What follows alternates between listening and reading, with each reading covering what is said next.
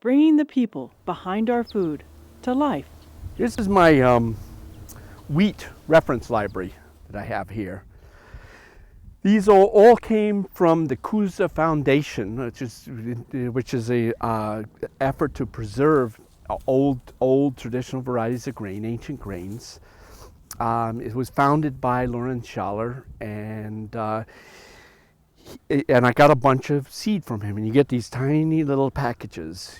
For farmers, this is, you would never bother with it. There'll be 50 or 100 seeds in each, and you plant them out, and then you keep them alive and replant them every year. Einkorn is a very low yielding variety this one's from, I believe it's from the Ardèche in France. It's an old grain that's still harvested, hulled, and ground for flour, and it's a lot of people consider a very high energy, very nutritious grain. Einkorn means one kernel per spikelet instead of two, and so it's a little bit different, and it's considered one of the oldest varieties of modern wheat. This is farro or emmer, and in this case it's a black emmer. It's got a beautiful awn, and it will turn a very dark blackish color.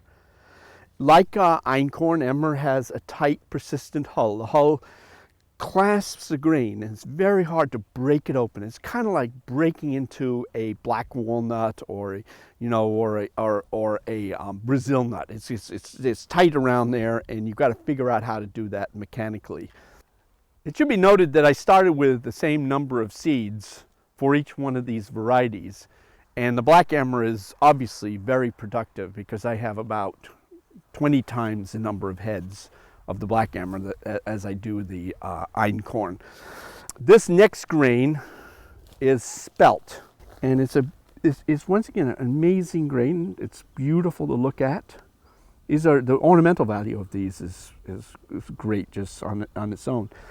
This, when it matures and dries down, will take on that light honey color look of pine wood, and it will look for all the world as if somebody had taken a piece of pine and had carved out this head of spelt. So this is what they call a spring spelt. It's traditionally planted in the springtime. Never quite as productive as the winter planted grains because it hasn't been sitting over winter. But I plant it in the winter and it grows fine.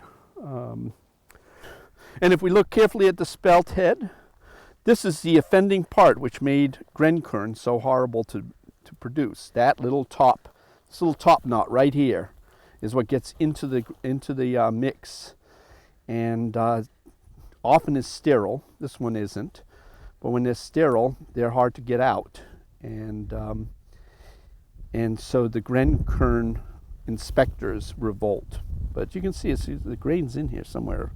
A nice little grain. This is actually, it's about a week away or 5 days away from, if we're going to make Grünkern, for making Grünkern. You can see that little bit of milk on the top from the endosperm. And it's sweet and delicious.